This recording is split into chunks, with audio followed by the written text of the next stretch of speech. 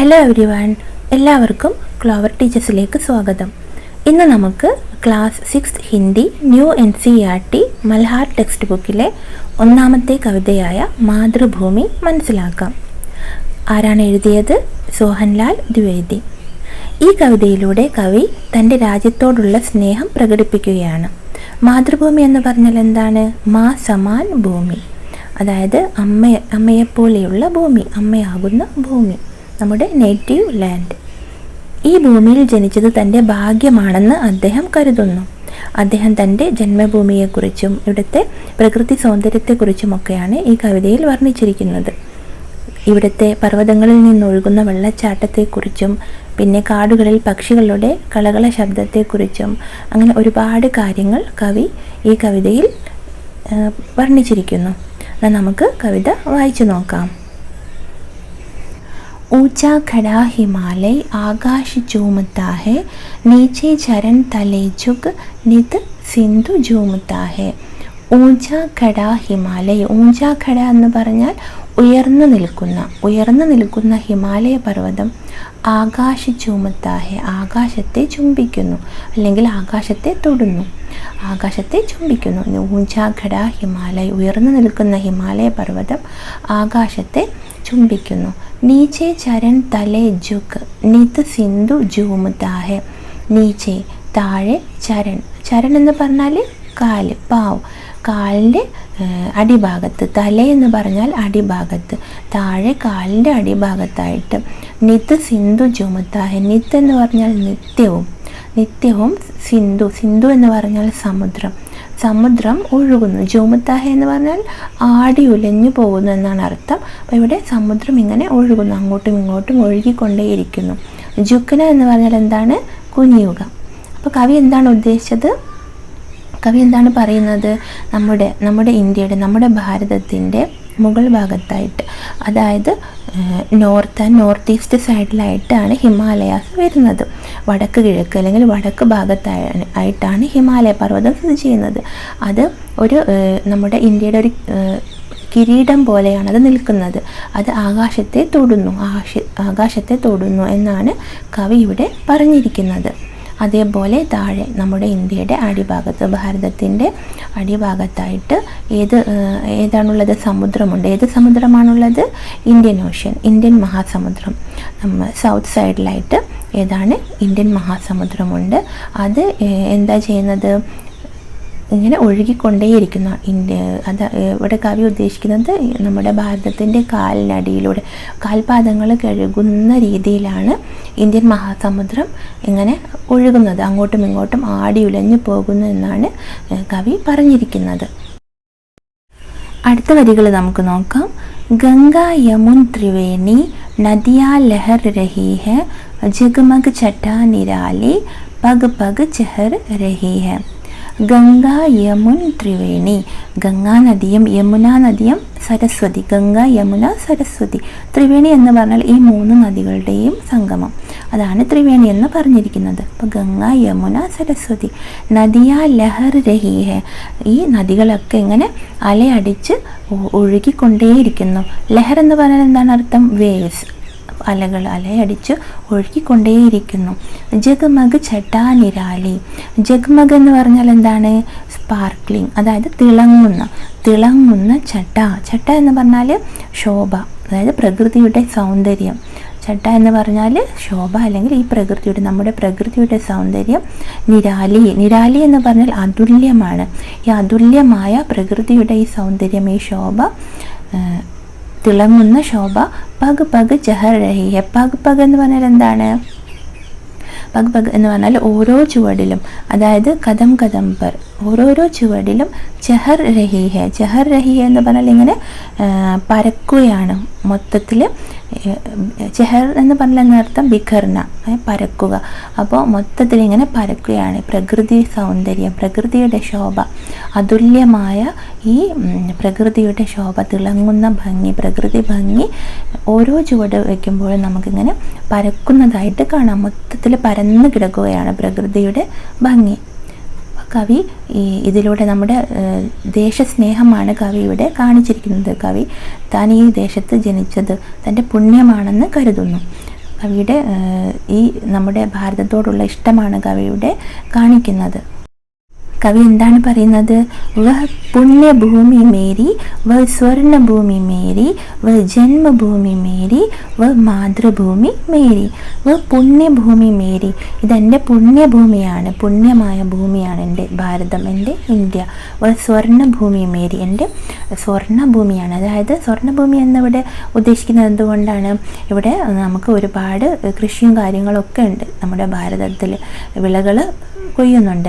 അപ്പം ഒരുപാട് നമ്മൾ വിളകളാൽ സമ്പാദിക്കുന്നുണ്ട്. സ്വർണം കഴിക്കുന്ന ഭൂമി എന്നാണ് ഇവിടെ കവി ഉദ്ദേശിക്കുന്നത്. സ്വർണഭൂമി മേരി, വ ജന്മഭൂമി മേരി, ഇതെൻ്റെ ജന്മഭൂമിയാണ്. ജന്മഭൂമി എന്ന് പറഞ്ഞാൽ എന്താണ്? എനിക്ക് ജന്മം നൽകിയ ഭൂമി, ഞാൻ ജനിച്ച ഭൂമിയാണിത്. വ മാതൃഭൂമി മേരി, എൻ്റെ അമ്മയാകുന്ന ഭൂമി, എൻ്റെ അമ്മയാകുന്ന ഭൂമി മാതൃഭൂമി ആണ് എന്ന് കവി പറയുന്നു. ഇവിടെ കവി സ്വർണഭൂമി എന്ന് പറഞ്ഞിരിക്കുന്നത് എന്തുകൊണ്ടാണ്? ഇവിടുത്തെ കൃഷിയിടങ്ങളിൽ ഒരുപാട് വിളകൾ ഉണ്ടാകുന്നു അല്ലെ, അതുകൊണ്ട് സ്വർണഭൂമി എന്ന് കവി പറയുന്നു. അതുപോലെ നമ്മൾ ഒരുപാട് സുഗന്ധവ്യഞ്ജനങ്ങളൊക്കെ ഇവിടെ കൃഷി ചെയ്യുന്നുണ്ട്, അതുകൊണ്ടാണ് ഇവിടെ കവി സ്വർണഭൂമി എന്ന് പറഞ്ഞിരിക്കുന്നത്.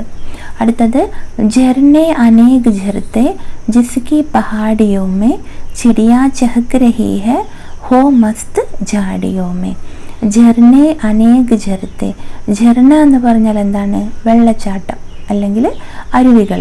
അപ്പോൾ വെള്ളച്ചാട്ടം, ഒരുപാട് വെള്ളം ഒഴുകുന്ന സ്ഥലങ്ങൾ, അരുവികളൊക്കെ ഉണ്ട് നമ്മുടെ ഭാരതത്തിലെ. പഹാഡിയോമേ, പഹാഡി എന്ന് പറഞ്ഞാൽ പർവ്വതങ്ങൾ അല്ലെങ്കിൽ കുന്നുകളിൽ ഒരുപാട് അരുവികളൊക്കെ ഉണ്ട്. അത് നല്ല ഭംഗിയാണ് കാണാൻ, പ്രകൃതി സുന്ദരമാണ്. ചിടിയ ചെഹക്ക് രഹിയ, പക്ഷികൾ കളകള ശബ്ദമുണ്ടാക്കുന്നു. ചെഹക്കന എന്ന് പറഞ്ഞാൽ പക്ഷികളുടെ കളകള ശബ്ദം. അപ്പോൾ അവിടെ കവി എന്താ ഉദ്ദേശിക്കുന്നത്? പക്ഷികൾ മധുരമായിട്ട് പാടുകയാണ്, നല്ല സന്തോഷത്തോടു കൂടി പാട്ട് പാടുകയാണെന്നാണ് കവി പറയുന്നത്. ചിടിയ ചെഹക്ക് രഹിയ ഹോ മസ്ത് ജാഡിയോമ, മസ്ത് നല്ല രസത്തിൽ, നല്ല സുഖകരമായി സന്തോഷത്തോടു കൂടി ജാഡിയോമ. ജാടി എന്ന് പറഞ്ഞാൽ എന്താണ്?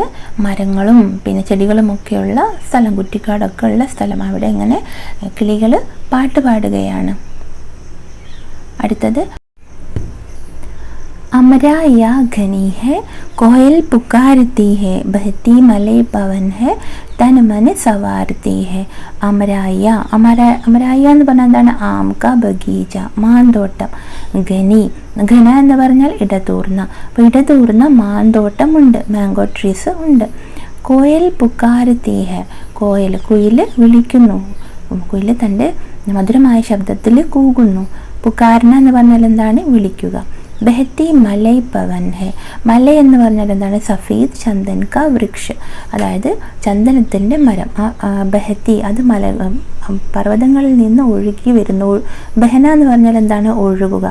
പവൻ കാറ്റ്, അതായത് കാറ്റ് ഇങ്ങനെ വീശുമ്പോൾ നല്ല ചന്ദനത്തിൻ്റെ സുഗന്ധം പരക്കുന്നു.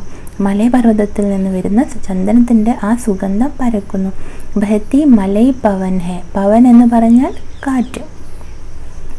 തൻ മന് സവാരത്തി ഹെ, തൻ നമ്മുടെ ശരീരവും മനസ്സും, സവാരത്തി അതായത് നമ്മുടെ ശരീരത്തിനും മനസ്സിനും ഒക്കെ സന്തോഷം നൽകുന്നു. സവാരണ എന്ന് പറഞ്ഞാൽ സംഭാലന, സജാന എന്നൊക്കെ അർത്ഥമുണ്ട്. ഇവിടെ എന്താണ്? നമ്മുടെ മനസ്സിന് സന്തോഷം നൽകുന്നു എന്നാണ് അർത്ഥമാക്കുന്നത്. മനസ്സിനെ ശാന്തമാക്കുന്നു, മനസ്സിനെ പ്രസന്നമാക്കുന്നു എന്നാണ് അർത്ഥം. പിന്നെ മലൈ, മലൈ പവൻ, മലൈ എന്ന് പറഞ്ഞാൽ എന്താണ്? മലൈ പർവ്വത സെ ആനെ വാല പവൻ ജിസ്മേ ചന്ദൻ കി ഖുശ്ബു ഹോത്തി ഹെ, ചന്ദനത്തിൻ്റെ മണമുള്ള സുഗന്ധമുള്ള ആ കാറ്റ്, അതാണ് ഒഴുകി വരുന്നത് എന്നാണ് കവി പറയുന്നത്. പിന്നെ കവി എന്താ പറയുന്നത്? വഹ ധർമ്മഭൂമി മേരി വഹ കർമ്മഭൂമി മേരി വഹ ജന്മഭൂമി മേരി വഹ മാതൃഭൂമി മേരി വഹ ധർമ്മഭൂമി മേരി. ധർമ്മഭൂമി എന്ന് പറഞ്ഞാൽ ധർമ്മം എന്ന് പറഞ്ഞാൽ മതം, അതായത് നമ്മുടെ ഭാരതത്തിൽ ഒരുപാട് മതങ്ങളുണ്ട്, മതത്തെ മാനിക്കുന്നു. അനേക ധർമ്മോനെ ജന്മലിയ, നമ്മുടെ ഭാരതത്തിൽ ഒരുപാട് മതങ്ങളുണ്ട്. എല്ലാവരും നല്ല സഹോദര്യത്തോടെ ജീവിക്കുന്നു. ധർമ്മഭൂമിയാണ്, എൻ്റെ ധർമ്മഭൂമിയാണ്. കർമ്മഭൂമി മേരി. കർമ്മഭൂമി എന്ന് പറഞ്ഞാൽ എന്താണ്? സൽക്കർമ്മങ്ങളൊക്കെ ചെയ്യാൻ പ്രേരിപ്പിക്കുന്ന, പഠിപ്പിക്കുന്ന ഭൂമിയാണ്. നല്ല കർമ്മങ്ങൾ ചെയ്യാൻ, നല്ല ജോലികൾ, നല്ല കാര്യങ്ങൾ ചെയ്യാൻ പ്രേരിപ്പിക്കുന്ന എൻ്റെ ഭൂമിയാണ്. ജന്മഭൂമി മേരി. എൻ്റെ ഭൂമിയാണ് ഇത്, ഭാരതം. അപ്പോൾ മാതൃഭൂമി മേരി. എൻ്റെ മാതൃഭൂമിയാണിത്. ജന്മേ ജഹാത്തെ രഘുപതി ജന്മി ജഹാത്തി സീത ശ്രീകൃഷ്ണനെ സുനായി വംശി പുനീത് ഗീത. ജന്മേ ജഹാത്തെ രഘുപതി. രഘുപതി എന്ന് പറഞ്ഞാൽ ശ്രീരാമൻ. ശ്രീരാമൻ ജനിച്ച പുണ്യഭൂമിയാണിത്. ജന്മ എന്ന് പറഞ്ഞാൽ ജനിച്ച പുണ്യഭൂമിയാണിത്. ജന്മി ജഹാത്തി സീത. സീതാദേവി ജനിച്ച പുണ്യഭൂമിയാണിത്. സമർപ്പണത്തിനും ആത്മത്യാഗത്തിനും ധൈര്യത്തിനും വിശുദ്ധിക്കും പേരുകേട്ട സീതാദേവി ജനിച്ച പുണ്യഭൂമിയാണിത്. ശ്രീകൃഷ്ണനെ സുനായി. ശ്രീകൃഷ്ണൻ കേൾപ്പിച്ചു. വംശി. വംശി എന്ന് പറഞ്ഞാൽ ബാസുരി, അതായത് ഓടക്കുഴൽ. ഓടക്കുഴലിൻ്റെ മധുരമായ നാദം കേൾപ്പിച്ചു. പുനീത് ഗീത. പുനീത് എന്ന് പറഞ്ഞാൽ പവിത്രമായ ഗീത, ഭഗവത്ഗീതയും കേൾപ്പിച്ചു. ആ പുണ്യഭൂമിയാണിത്. ഹിന്ദു ഇതിഹാസമായ മഹാഭാരതത്തിലെ ഒരു ഭാഗമാണ് ഭഗവത്ഗീത. അതിൽ കുരുക്ഷേത്ര യുദ്ധത്തിനിടയിൽ പാണ്ഡവരും കൗരവരും തമ്മിലുള്ള തർക്കത്തിനിടെ ഭഗവാൻ കൃഷ്ണൻ അർജുനന് തൻ്റെ ജ്ഞാനം പകർന്നു നൽകുന്നു. നമ്മുടെ ദൈനംദിന ജീവിതത്തിൽ പ്രയോഗിക്കാൻ നിരവധി ലളിതമായ ജീവിത പാഠങ്ങൾ ഇത് നൽകുന്നു. അപ്പോൾ ഈ നല്ല നല്ല കാര്യങ്ങൾ പറഞ്ഞു കൊടുത്ത ആ പുണ്യഭൂമിയാണ് ഇത്, നമ്മുടെ ഭാരതം. गौतम ने जन्म लेकर जिसका सुयश बढ़ाया, जग को दया सिखाई, जग को दिया दिखाया. गौतम ने जन्म लेकर. गौतम बुद्ध ജനിച്ചിട്ട്. गौतम ने जन्म लेकर जिसका സുയഷ് बढ़ाയ. സുയഷ് എന്ന് പറഞ്ഞാൽ പ്രസിദ്ധി. അതിൻ്റെ പ്രസിദ്ധി വർദ്ധിപ്പിച്ചു. നമ്മുടെ ഭാരതത്തിൻ്റെ പ്രസിദ്ധി വർദ്ധിപ്പിച്ചു. പുണ്യഭൂമിയുടെ പ്രസിദ്ധി വർദ്ധിപ്പിച്ചു. അങ്ങനത്തെ പുണ്യഭൂമിയാണ് നമ്മുടെ ഭാരതം. ജഗക്കോ ദയാ സിക്കായി. ലോകത്തിലെ ദയ. ദയ എന്ന് പറഞ്ഞാൽ എന്താണ്? അഹിംസാക്കി ഭാവന. അഹിംസയുടെ ഭാവന, അഹിംസയുടെ ആ ചിന്തകൾ അത് പഠിപ്പിച്ചു കൊടുത്തു. സിഖാന എന്ന് പറഞ്ഞാൽ പഠിപ്പിക്കുക. ജഗക്കോ ദിയാ ദിഖായ. ലോകത്തിൽ പ്രകാശം പരത്തി. അജ്ഞതയെ ഇല്ലാതാക്കിയിട്ട് എല്ലാവർക്കും അറിവ് പകർന്നു നൽകിയിട്ട് ലോകത്തിൽ പ്രകാശം പരത്തി. ബുദ്ധ് അങ്ങനത്തെ കാര്യങ്ങളൊക്കെ ഗൗതം ബുദ്ധ് ചെയ്തു. അങ്ങനത്തെ ഭൂമിയാണ് എൻ്റെ മാതൃഭൂമി. വ യുദ്ധഭൂമി മേരി, വ ബുദ്ധഭൂമി മേരി, വ മാതൃഭൂമി മേരി, വ ജന്മഭൂമി മേരി. അപ്പോൾ കവി എന്താ പറയുന്നത്? അത് എൻ്റെ യുദ്ധഭൂമിയാണ്. ഭാരതം യുദ്ധഭൂമിയാണ്. മഹാത്മാവായ ബുദ്ധൻ്റെ ഭൂമിയാണ് ഭാരതം. ഇത് നമ്മുടെ മാതൃഭൂമിയാണ്, നമ്മുടെ ജന്മഭൂമിയാണ്.